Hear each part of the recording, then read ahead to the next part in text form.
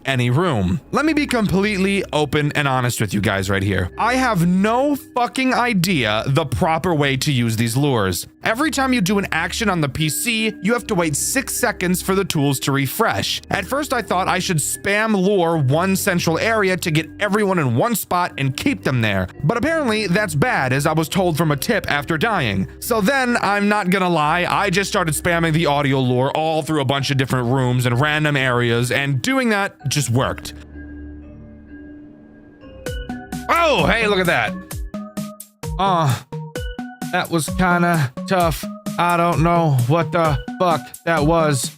I don't know what I was doing with the audio lure. I really wish I could provide a strategy here, but I really can't. I'm guessing I just got lucky because there was literally no critical thinking coming from my head during this section. But with that, surviving until 6 a.m. will complete this half-hour section of the overall game. Again, I said this part is confusing as fuck. Henry mentions the plan to kill William is almost ready, and at least I'm pretty sure William's saying it because this cutscene starts with I am. But at the same time, a few lines later, the person talks about finding more pages, which sounds like something our non-Henry player was doing, so I literally have no fucking idea what's going on. I'm really just here to talk about the gameplay, so let's do that instead and continue. Moving on to 4:30, we've got yet another typical night section to talk about. And I can't lie to you, not much to say here. No new threats are added, but holy shit, do the threats that already exist really start to ramp up. The RNG in this section really starts to show on this night, as I would have a character at my window, at my door, down my pants, in my dick, pretty much constantly, which gave me almost no time to ever delete the RAM. It took me only 2 attempts to beat this section, but the insane contrast between how aggressive they were on the first attempt versus the second is drastic and should not be overlooked. This was some crazy bullshit, but once again, nothing new is actually introduced, so we can move on to Chapter 6. Chapter 6 is by far probably the most interesting one we've talked about so far. It begins with a cutscene, one that should be all too familiar to us as FNAF fans. So just for you guys, fuck talking about it,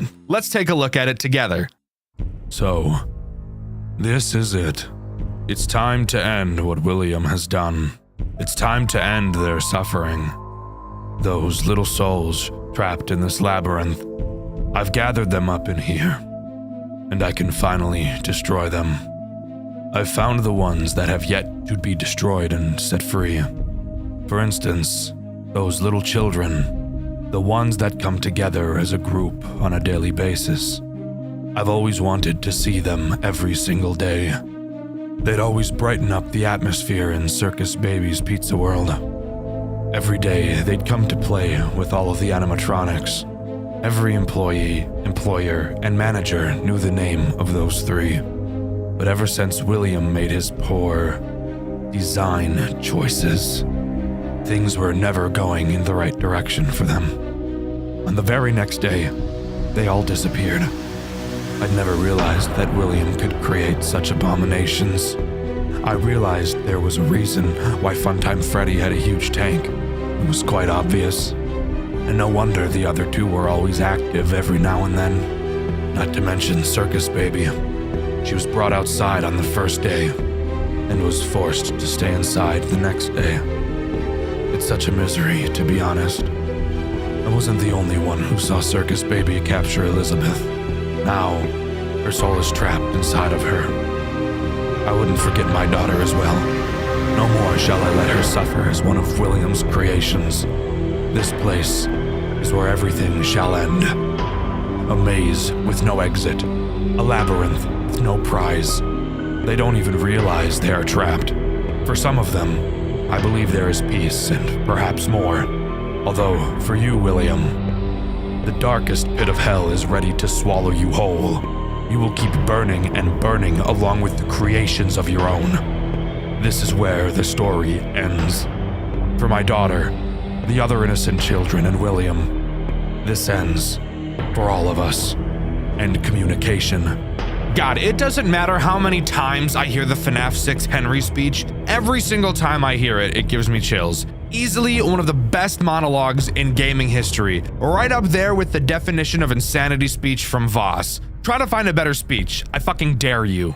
Anyways, on to what we actually have to do during this section after that cutscene. Well, it's very weird, to say the least. In it, we play as the puppet wandering through a dark forest. Scattered around are the 5 souls of the missing children, each with a color above their head. We know that at this point we're playing as Charlie, Henry's daughter, obviously. After a bit of searching, we're told to find all of the magic to set them free. Hidden around the forest are several weird magic orbs. After collecting 3, we can begin to set the children free. We do so by finding 5 colored cupcakes around the map, and taking each colored cupcake to its respective colored child. Pause. That sounds terrible. Anyways, after doing so, we hear from Henry again. He thanks his daughter for saving the children, boasts about William finally being gone. He mentions he has all the Freddy files. He said it! He said it! And with that, we're ready to move on to the final part of our shift, wherein after we should hopefully have the cops arrive. Because if you recall, that's literally the first thing we did. Call the police, and they're somehow still not here yet, which is completely crazy, I will add. But who cares? Let's move on to the final shift. And here we are at the final chapter of the game. What's new to talk about in this final section? A cool final boss fight night? No, it's nothing new. Same shit, different day, really. But what is interesting is what happens afterwards. Henry arrives at some door. I assume it's the door to the building. He says way too much shit nobody cares about. Like deadass, he talks for so fucking long. Bro just recaps the whole game. It was so fucking boring, I'm not even gonna put you guys through it. Point is, he collected all the Freddy files, which helped him remember what William did or something, and now William's dead. Cool. Children are free.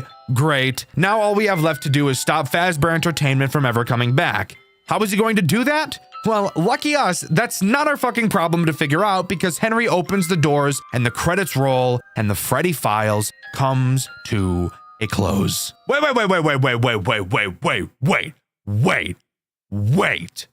Hold up. Freeze frame. What about the cops? Do we not remember that this game began with a phone call to the police? Where the fuck are they? Were we Henry the entire time? Or are we jumping back and forth between 2 people? And if we were Henry the entire time, where the fuck are the cops? Why did we call them if we ended up leaving the building by ourselves anyways? What the fuck is going on? Also, if that wasn't a big enough of a fuck you, this game actually still isn't done. After the credits finish rolling, the fucking creator of the game starts talking to us and goes on a whole fucking monologue about having to do a whole bunch of shit to do something. I have no fucking idea. I was hardly paying attention. Basically, we have to go back to an earlier chapter with a locked door, find a key, open the door, but not before going to another chapter where we typed in a code and instead type in his name. Whose name? I have no fucking clue. Then open the door, go to another chapter to a room that we never did anything in, find another key or something, then play 4 minigames in the extras menu, but do something specific in them to find a key in all 4, then go to the survival mode of the game, which isn't even made, by the way. Click the bottom of the screen on an invisible fucking button, then you're teleported to a room with 4 keyholes and a door, put the 4 keys from the minigame in the holes, unlock the door, and then fucking something happens. Do I have any idea what happens? No, not at all. Well, luckily for us, I found a guy that actually did it. Shout out to Tanzi Natali for actually doing all this bullshit so that I didn't have to. Basically, there's a final boss fight with a character named Null, and it's just like a bullet hell, except shitty. Then the creator talks to us again. Apparently, the creator of the game inserted himself into the game as the Red Freddy, who apparently isn't even Golden Freddy. It's just the fucking developer. He says he can, like, change the AI of everything or something. Guys, I'm gonna be so honest, I just don't fucking give a shit.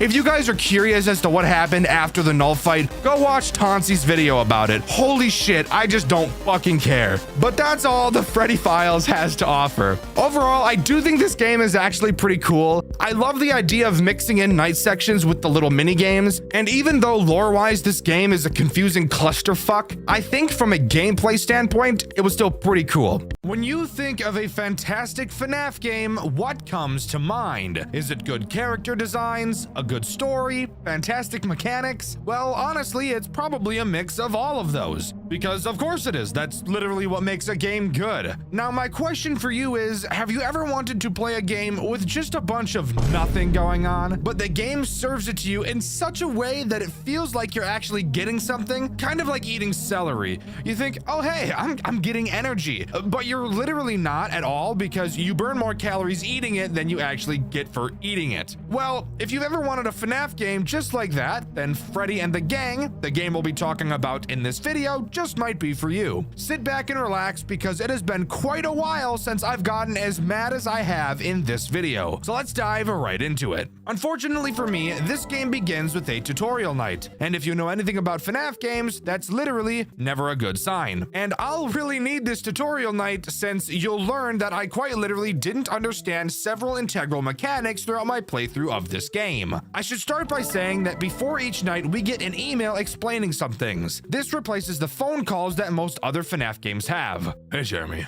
Welcome to the team. I know the job listing was pretty vague about a lot of things, so I thought I would write to you with some more details. I'm sure you remember that mall that collapsed during the big earthquake a few years ago, back in 1992, I think. The damage to the building was considered so severe that no one even tried to salvage anything. They just marked the whole area as condemned and built a new mall. Well, recently, me and my team of contract renovators were hired to go through some of the wreckage of the old mall, specifically the wreckage of the old pizza place that used to be there. I think it was called Freddy's Pizza Place or something along those lines. I guess it was kind of the main attraction, very popular with the kids at the time, but I wouldn't know. My little girl was far too young back then to be going out to malls. Anyways, our job is to go to the old pizza place at night and clear through the rubble to try to find the old animatronic mascot characters that used to perform on stage there, and then bring them to the warehouse you're currently in. They're probably in pretty bad shape, but our employer insists that they are of immense personal value, and he is paying far too well for me to be asking questions. After that, we're booted to the tutorial, but I'll be explaining how the game works throughout this video, so we won't really need that. However, before we can jump into night one, we first have a minigame to play, that being a classic FNAF 6 style salvage minigame with Bonnie. Let's just begin by saying that these character models are interesting, to say the least. Not only are they oddly unproportional, but they also are pretty much all fat as hell, so that's always super nice to see. All we have to do is play a weird frequency on a radio, push some buttons and shit, shock the hell out of Bonnie, and eventually he'll lean forward at us, which I will admit I'm not a really huge fan of. However, once we shock him to put him back into his place, we do see his eyes look like this, which I'll be totally honest with you guys, cannot say I'm a huge fan of. Hey, Jeremy. Glad to hear your first shift went well. I'll try to keep things brief, although there are a couple things that I should know before you begin your shift tonight. Somehow, the character we salvaged last night is still operational. And furthermore, we even saw it walking around a bit today. Apparently, these characters are able to roam around freely at the old pizza place and are programmed to look for people to entertain. Currently, the only person in the building is you, so don't be surprised if you see the character wandering in your general direction. I'm fairly certain this old piece of junk doesn't pose any real threat to you. But just in case you don't feel comfortable sharing your workspace with an old beloved children's mascot character, one of my guys was actually able to figure out a solution. And that solution, I'm not gonna read because I'm gonna tell you about it. It's my job, I do that. But with that, we finally get booted into night one and can start talking about the metric shitload of fuck we have to learn and manage. So let's start talking about the tools at our disposal. Actually, before we start talking about that, I wanna talk about the weirdest shit position our office is in. Because as I'm sure you can tell, it's not an office at all, and instead it's just a really massive fucking warehouse that we're just sat in the middle of. I guess right next to where we are was the only place with an outlet. I guess you gotta do what you gotta do. Anyways, now on to our tools. Of course, we have a computer. However, it's not just a camera system like it would usually be in these games. It does have cameras on it, of course, but it also has some other stuff for us to do. We can check the status of various things, mainly our event fans and our power. That's really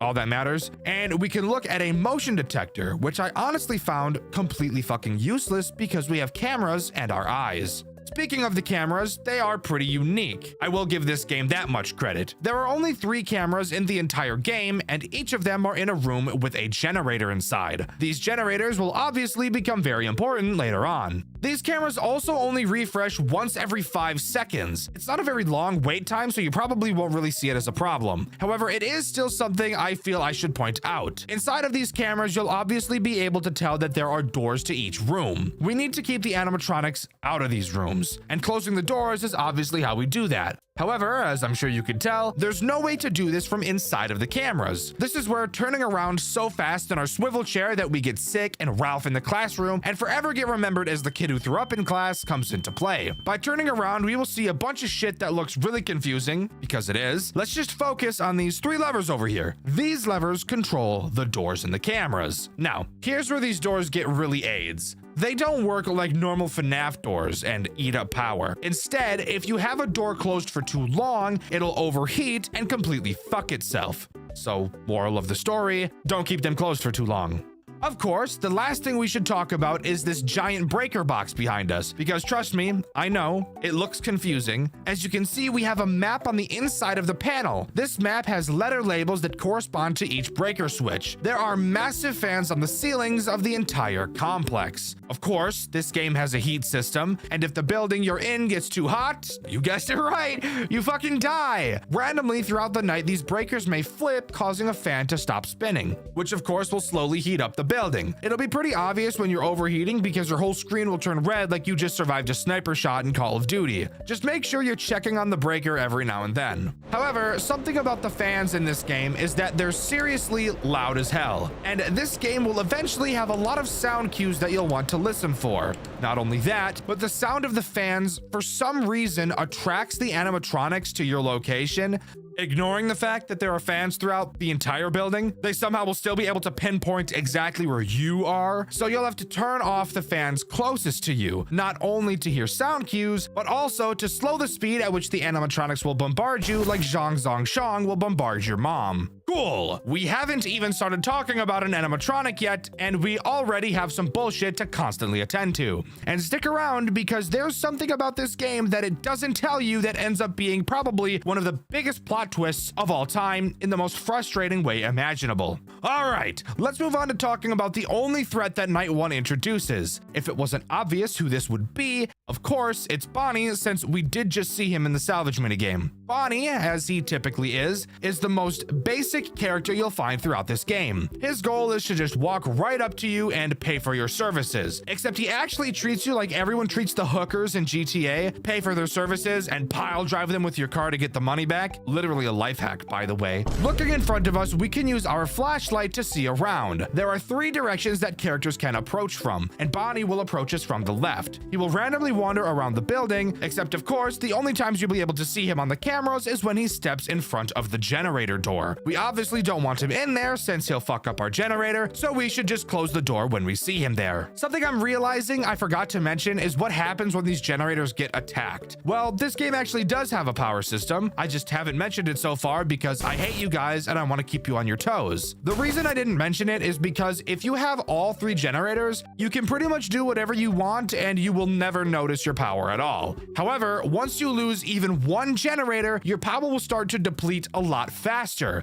and it's very likely the night will not be completed if you lose a generator early on. So really make sure you're tracking these guys, because once they enter the generator room, they won't leave until they break that bitch, like I break kids' spirit at the park by telling them that Santa Claus isn't real just to see them cry, because it's the only thing that brings me any enjoyment anymore. Anyways, back to Bonnie. Obviously, you can track Bonnie through the radar to get an exact location, and if he starts getting too close to you, just turn off the fans near you and he should wander to where the fans are on. However, I never really did this in my playthrough because, like I said, I never really ended up using the radar at all. What I chose to do was a lot easier. I would constantly turn the fans near me off until I started to get close to overheating. Then I would turn the fans back on for just long enough to not die, and then turn them off again. This played a hand installing the animatronics for as long as possible. Then, once Bonnie eventually does make it close, all you have to do is spam your flashlight at him and eventually he'll just wander away because they don't like bright lights. Something very odd I noticed is that in the email from night 1, the guy tells us that using the flashlight may just cause the animatronics to get mad and attack us instead of walking away. But I literally never had this happen, so I think that that's just a scare tactic. Either that or I'm actually just the luckiest man alive. I mean, I did pull Vampiric Tutor and Emeritus of Woe from the new Strixhaven set, so maybe it is the latter. But that's about all night 1 has to offer. Not too bad, and overall, I think this game could go on to be a very good time and totally not one of the most degrading, soul-sucking games I've ever played in the entirety of my life.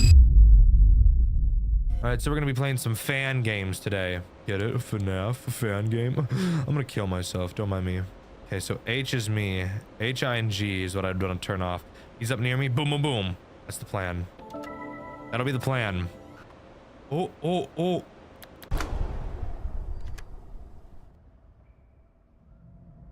Okay. Okay. Go away. Hey. I'm listening, because I thought I heard footsteps last time of him leaving.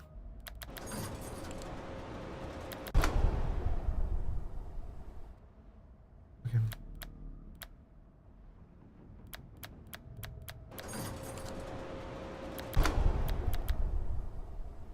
I don't know what to do. I don't know what to do. I don't know what to do. Hey, I did it. Look at that. Hooray! Hooray! Hooray! Hooray! Hooray! Moving on to night 2, we begin with a Freddy salvage minigame. It literally plays out the exact same way as Bonnie's. Play some weird radio shit, make him move, shock him if he gets too close. Oh, and of course, see some eyes so spooky you shit your fucking pants. Now, night 2 introduces one new threat, and that threat is, of course, Chica! Nah, I'm kidding. It's obviously Freddy. Freddy plays an integral role of being the most aggressive character in this entire game. You know those generators I mentioned last night? Yeah? Yeah. Freddy does not like those things at all. Let's just start by mentioning that Freddy can also attack you like Bonnie via the hallway directly in front of you. However, it is not very often he will do this, since he would much rather prefer to just fuck your generators in the ass. Freddy can travel to any of your 3 generators. Freddy is incredibly fast, and you will really need to be watching the cameras to track his movements, as he'll jump from one generator to another at lightning speed. And he is not at all forgiving with how long it takes him to enter the room once he appears in the camera, usually only having it take 1 or 2 refreshes of the camera for him to enter the room, which, of course, is like not a lot of time at all. Of course, if we see Freddy at one of these doors, just like Bonnie, close it and eventually he'll go away. But this bodes the question. If the only way we know he's at the door is by looking at the camera, and when the door is closed, you can't see if someone is by it, and there are no cameras to look at besides these door cameras, how are you supposed to know when Freddy has left the door? We've already established you can't leave the doors closed for too long or else the generator will fuck itself anyways, even without the assistance of a 6'5" hung like a horse robot.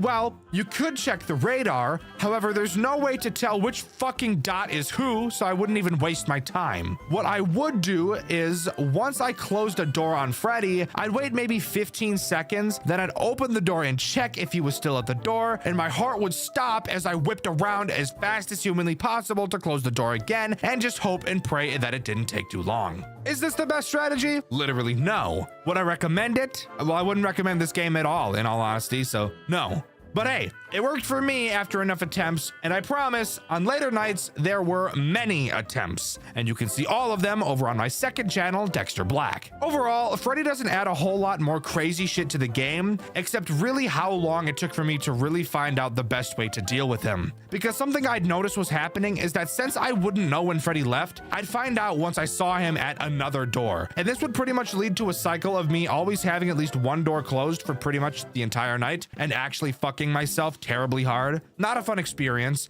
Don't be a retard. It makes life a lot harder. This is also where I want to take time to mention how fucking long these nights are. Like seriously, oh my god. They're just about 8 minutes long in this goddamn game. And even though I feel like I've made it sound like these nights go by fast, holy shit, do they just not at all. Each early night of this game feels like a complete slog that never ends. Totally not something I would recommend. I have no idea why some fan games insist on making their nights so fucking long. I can't stand it. I could also mention the annoying ass hallucinations in this game, because of course it has plenty of them. The hallucinations in FNAF 1 were okay because they didn't happen all that often, but the hallucinations in this game happen all the time. And it's only one hallucination you'll get, so it's not even interesting after the third time you see it, which will probably be during night 1. And they're so big and hurt my fucking eyes and make me either want to shit my pants, cry, kill myself, or D, all of the above.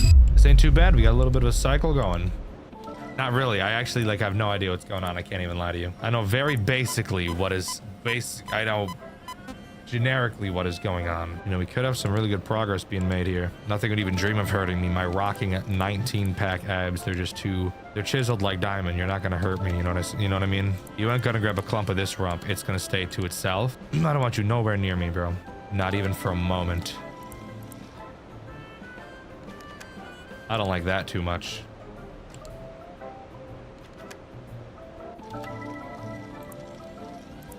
Oh my god, they're both still there. I don't know why this feels so much harder than it actually is. Like, this game is like, I'm actually stressed out. Like, I can't even lie. And that's problem solved. Problem solved. Oh my god. That's gross. Night 3 begins with yet another salvage minigame. This time for Chica. Same thing goes here once again. Make her do a little jig, fuck with her insides. I was the first. The devil cut off my wings. An angel saved us, but the devil will return. And then there's some purple text that I can't for the fuck of me even begin to decipher. If you guys have any idea what this says, let me know in the comments below. But yeah, that was definitely a bit creepy. I did like that. I did enjoy that. I can't even lie. Anyways, we flash her like she's Star Fox from Late Shift at Nintendo World. Don't let her finger us. And voila, we can start night 3. Night 3 obviously brings along Chica. And if you were hoping that after that cool cutscene in the salvage section that she was going to be at all interesting or unique, then you really need to start lowering your expectations. Because there is nothing FNAF devs like to do more than make several of their characters do the exact same thing. Chica is pretty much just Bonnie, except she attacks from the right side instead of the left. Who would have thought? I would have never seen that one coming. Something a little bit more interesting about Chica, however, is that she is much more aggressive. She moves around much more frequently, which means she'll attack you in your office a lot more. And she also, like, isn't super responsive to the light. Don't get me wrong, the light does make her go away, but you'll have to spam it on her for a fuck of a lot longer than Bonnie. I'm not really sure why she is this way, but hey, that's how she is. Another thing about Chica is that she can be spotted on your generator cameras trying to eat your generators because she's a fat fucking pig, which I find weird because I thought she was Chica the chicken, not Chica the your mom. I know, guys. I know. I'm a comedic god and I deserve a trophy. Hand it over. Editor, give me the trophy right now. Make it look nice. Hey, hey! I see a speck of dirt on it. Clean it off! No, not with the dirty rag, you fucking piglet! Use the clean rag! There. That's better. Get to scrubbing. Good boy. Back to the editing dungeon for you. It's on this night where you'll really start to notice how difficult it's getting to not lose a generator. It feels like there's always at least one character sitting outside of your doors, and you have them all closed so often that eventually either someone slips in or they overheat and break anyways, leading to a death. And when the nights are so fucking long, losing at 7 minutes is really enough to make you start questioning whether or not you want to stay a free man in society or not. I really wish I had more to talk about on this night, but again, Chica is literally just Bonnie with pretty much no differences except being a hell of a lot more aggressive. So I will choose to move on to night 4. All right, that's Golden Freddy. I'm gonna pretend like I didn't even see that. Why are you bent over like that? Fool me once, shame on me. Fool me twice, shame on you. Bitch, my flashlight don't work now?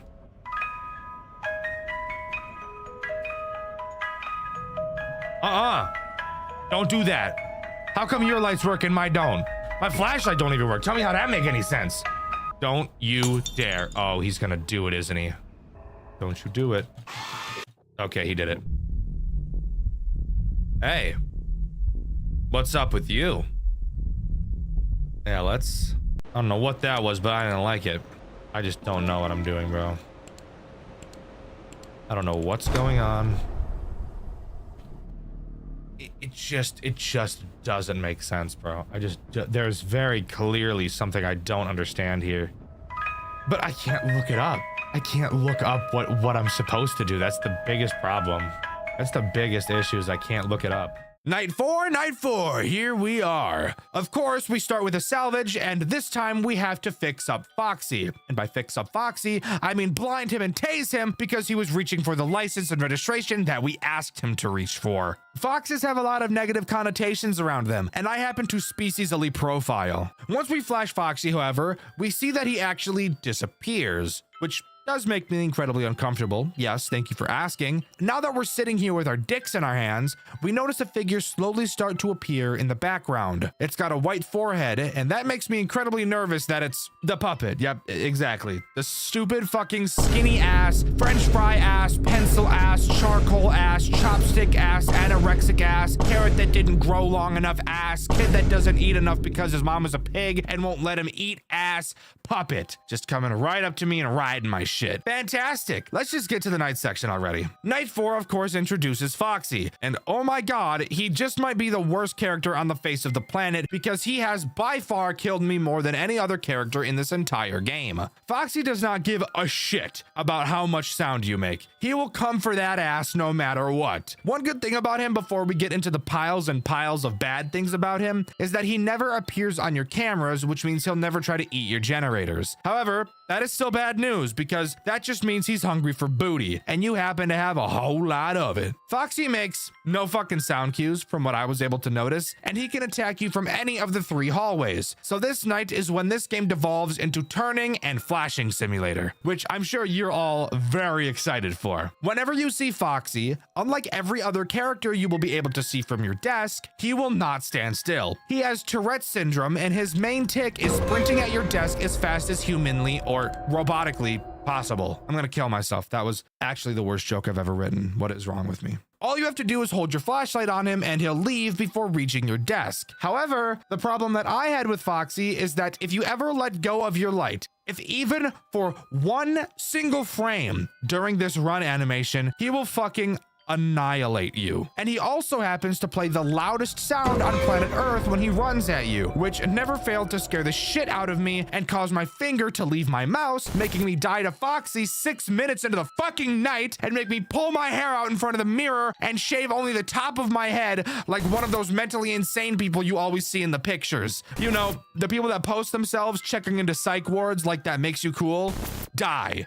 People have problems. Don't glorify it. Foxy is super easy to deal with. I just jumped every single time I noticed him. When there's no way to track him, he makes no sound cues and appears at random. It makes it really hard to stay focused, especially once you settle into the monotonous pattern of flashing every hallway. Even if he doesn't scare you and make you let go of your mouse, force of habit will probably cause you to let go before you even notice that Foxy is running at you, causing a death anyways. So that's just fucking amazing. And of course, the problem of characters constantly being at your generator doors and raping your power constantly gets even worse on this night because the characters get even more aggressive and sit and camp your doors for even longer. So long that sometimes they will sit at your door for longer than it takes for the generator to shit itself from keeping the door closed, making it literally completely impossible to not lose a generator, which in turn makes it completely impossible to beat the night. Literally, what the fuck am I even playing right now? But you guys just wait. That twist I was talking about will be coming up very soon. And once you hear it, I think you'll lose your mind just about as much as I did when I figured it out. But for now, let's move on to night 5.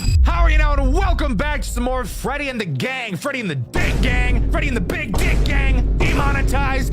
Freddy and the Dick Gang. Let's jump into Thursday. See what new ass it has to give me. I am prepared. I am ready to be railed in the back. Operation Put a Operation Put a Hole in My Back is in session. The noise can't get Foxy to go away. I'm totally prepared. Foxy's always been a sucker for lights. He doesn't fucking like him. He's a little piss baby bitch boy, and that's fine. It's okay to be a piss baby bitch boy about certain things. This is not something you can deal with. You can't handle my emotion. So Freddy got in, which means I lose. All right, let's try that again. Because I think Foxy's fine when he's back there. I'm guessing he's gonna get close. I'll be ready. If he steps closer to me, Operation put a hole in his back. I want to kill myself, dude. Like, what the fuck is wrong with me? How do you guys watch me? What's wrong with you guys? There's got to be something wrong.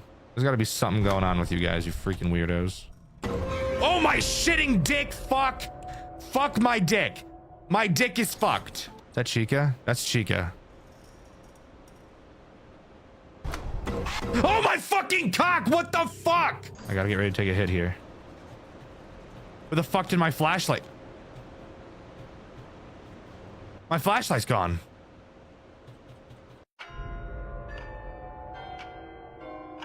Was the night supposed to end earlier? Is that what that was? I don't know what that was. My flashlight was fucking gone. It was gone for a moment. There was literally about to be shit in my britches. Let me tell you what there was about to be. There was about to be. Another night, another salvage minigame. Just kidding. This night doesn't actually have one. We're just thrown right into it. So, we saw the marionette during the last minigame section. Does that mean she's gonna be a new threat on this night, Dexter? Oh, you silly bitch viewer. Of course not. That would actually be cool, and this game is way too cool to do something cool. Bars. However, on this night, we do get a somewhat interesting email. Jeremy, I'm not crazy. I know what I saw.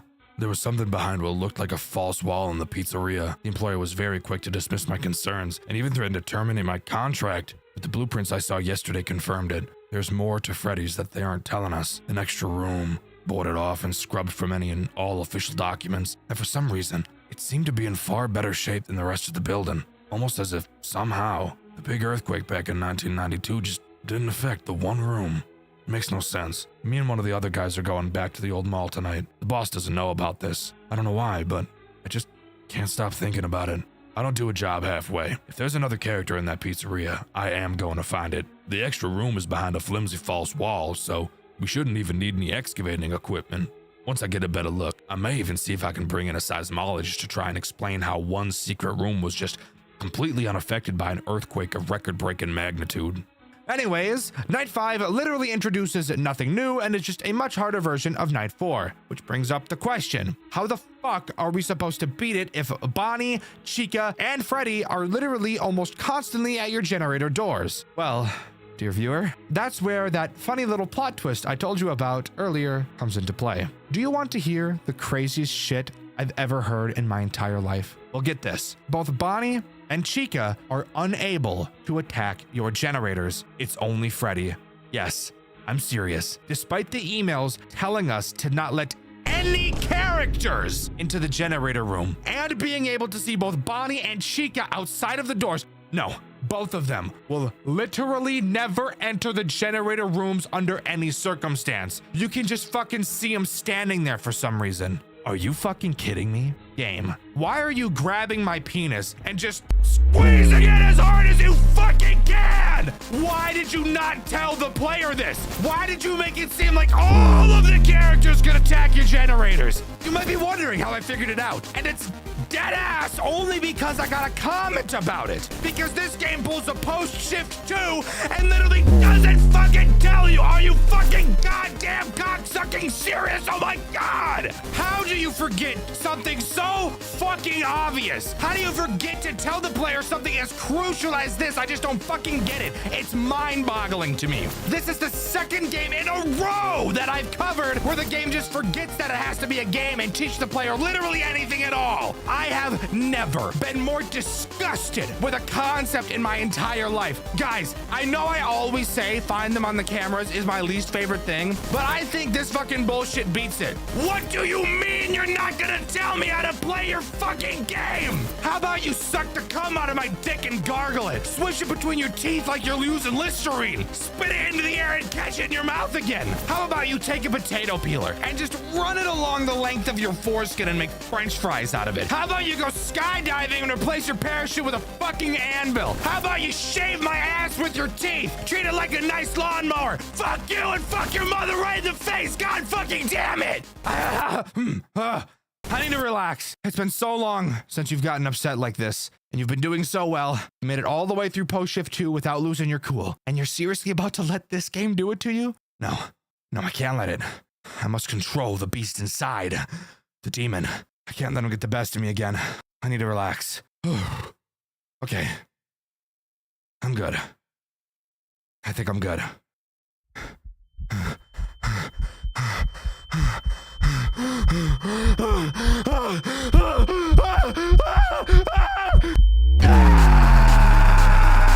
I can't fucking handle it! You did this to me, game! You made me this way! If you didn't suck so much dick, then maybe people would see you in a well-regard and not instantly forget about this piece of shit! Dog shit! Fucking degradable fucking bullshit! Pussy dick-ass shit fucking pile of fuck! Oh. Glad I got that out of my system. That should calm the demon in my brain for another couple of videos. Anyways, night 5 is boring in the long run. Let's just jump to night 6. Maybe that will be a bit more interesting. Fucking with me, go leave you dead or alive. Just, those are the only 2 options. You get it. Anyways, thank you. Fucking cock! Jesus Christ. Scares me so fucking bad every time, dude. Oh my lord, bro, those hallucinations scare me more than like anything else. Oh my god, I don't even know if it's like seeing. I think it's a fucking loud ass noise in my ear, bro. Let's wave it at refresh back. There we go. You're good at it. Beep, beep, beep, beep. Ooh. Is that Foxy? That's Foxy. Look, yeah, he can come back. Yep. Ah, bitch! I think the running at me scared me, and I think my mouse like let go for like a fraction of a second, and then that's what killed me. Because I jumped. I jumped because he fucking scared me. Dick. I don't know what the fuck. Stop doing that! Scaring the shit out of me, bro. Oh my god. Fuck! God damn it! Oh. Oh my god, dude. I hate Foxy's mechanic is so awkward. His mechanic is so awkward because I don't even know how to describe why it's awkward. Like obviously you have to hold your light on him, but you never know when he's gonna run. It's like you'll get into a click pattern and then the click pattern will fuck you up. Please, please, please. I've been doing this for way too long, dude. I don't know why this game is so fucking hard. Oh! I was about to say, I don't know why this game is so fucking hard for me, dude. It's like the mechanics are so simple. I don't know why I'm struggling so much. Well, no, it's because Foxy. Foxy scares the shit out of me every single time. It makes me move my mouse and then the light goes off him. Jesus, dude. Jeremy, I hope to God you're not in that damn warehouse. I'm writing this email because you wouldn't pick up your phone. I'm not going anywhere near that place ever again after what happened today. If you went there, then you're on your own. I now understand why that monster was locked away to be forgotten. It killed everyone. All of my coworkers, my friends. I don't know what that thing is or how it's capable of any of this, but it is pure evil. It piled up their bodies like animals after a hunt. Then it tore apart the other mascot characters like they were stuffed toys, and I could swear that it was laughing. I don't know how I survived. I just hid and then ran. It's not like the others. They're like wild animals lashing out in fear, but this is a predator hunting for sport. I think I let the devil out, Jeremy. If you somehow made it to your desk, it's safer for you to just stay there. If you try to walk through the building again, you will die. The employer is on his way right now, and he's coming from out of town. He won't get there until morning. If you have any hope of surviving, it'll be with this help. May God have mercy on your soul.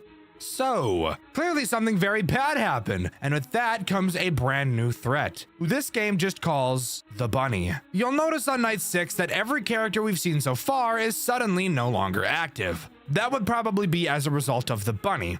But speaking of the Bunny, what exactly does he do? Do you want to know the real answer to that? Because the answer is, I don't fucking know. No, I'm serious. I actually have no idea. I never even saw the character throughout the entire night. This is the entire night being played at high speed for you. You don't even need to open the cameras. He literally does nothing. I actually have nothing to talk about since you never see him and he doesn't do anything. And especially because none of the other characters are active during this night, the final night in the game is actually easier than the first night, which doesn't even make any sense, but fuck it, we ball. I'll roll with it, no problem. You see what I did there? Ball, roll, because balls roll. Yeah, you get it, moving on. Jeremy, I have no idea how you got out of there alive. I would say we should get together and talk things over, but I'm far away from that evil town. Me and my daughter packed our bags and left yesterday, and I suggest you get out as well. I'm sure the last thing you want to hear right now is more info about the job, but I thought this was interesting enough to merit telling you. After all you've been through, you deserve to know. The seismologist I mentioned, he just sent me his report. He stayed up all night going through the data after saying it was the most confusing thing he'd ever seen. The earthquake back in 1992. Somehow, that mall was the center of it. As in, The earthquake started at the mall. More specifically, Freddy Fazbear's in the hidden room. We have no idea how that's even possible. His current theory is that there may have been something under the building that exploded or imploded. Something along those lines. But we really have no idea. There really does seem to be a whole lot more to Freddy's than we imagined. I don't know about you, but personally, I want nothing to do with any of it. I'm just grateful that me and my kid are alive. You should be grateful to be alive as well. And word of advice, don't try to look further into this. Just stay away. It's for your own good. Goodbye, Jeremy. Ralph.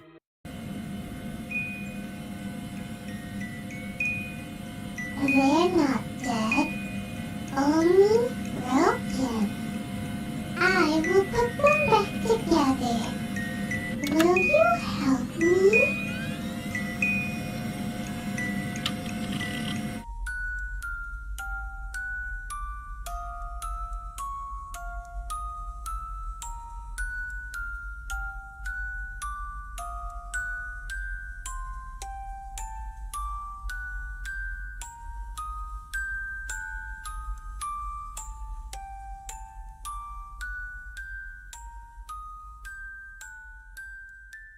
And with that, we get the true ending and Freddy and the gang comes to a close. What the fuck was the puppet talking about? I have no idea. Ralph told us not to look deeper into this place. And then we find out that we were reading his emails on the computer in the building anyways, proving that we decided to not listen to him. And now it seems that we're gonna be forced to help the fucking goon put some bitches back together. Wonderful. I don't want to, but I also don't want to learn what puppet meat feels like between my buns. But this is where Freddy and the gang comes to a close. Overall, I think Freddy and the Gang is a fine enough fan game. There's not enough to make me go, holy shit, this was fucking awesome. But it also wasn't bad enough for me to shit all over it and lose my mind. I mean, sure, I did lose it a little bit on night 5, but I think that has a lot more to do with pent up frustrations from my post shift 2 video since I wasn't able to get it out there. And this game just triggered some PTSD or some shit. I don't really know. But let me know what you think. Do you agree with me? Or do you think that Freddy and the Gang is actually the most innovative FNAF game ever conceived by man? Let me know in the comments below. In my Welcome to Fredbear's video, I asked you guys what your favorite FNAF Fredbear's game was and why. And my favorite was this one by Raziel1757. They said Welcome to Fredbear's itself. And the reason they gave is actually super interesting, and I honestly agree. The question of this video is